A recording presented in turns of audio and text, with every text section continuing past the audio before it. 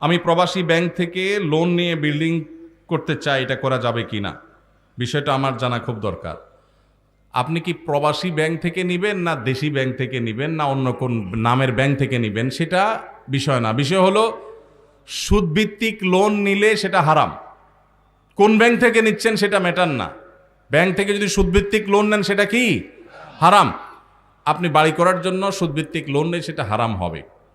প্রয়োজনে আপনি ভাড়া বাড়িতে থাকবেন, কুড়ের ঘরে থাকবেন, কিন্তু হারামে জড়াবেন না। আল্লাহ আমাদেরকে বুঝদান করুক। বেশিরভাগ গ্রামে শহরে এখন মানুষ কথায় কথায় সুদের কারবার করে। সুদ যে কত ভয়াবহ! আল্লাহ তাআলা সুদের কারবারকারীকে যুদ্ধের ঘোষণা দিয়েছেন, যুদ্ধের ঘোষণা। ফাআযানু বিহারবি মিনাল্লাহি ওয়া রাসূলি, ভয়ঙ্কর ব্যাপার।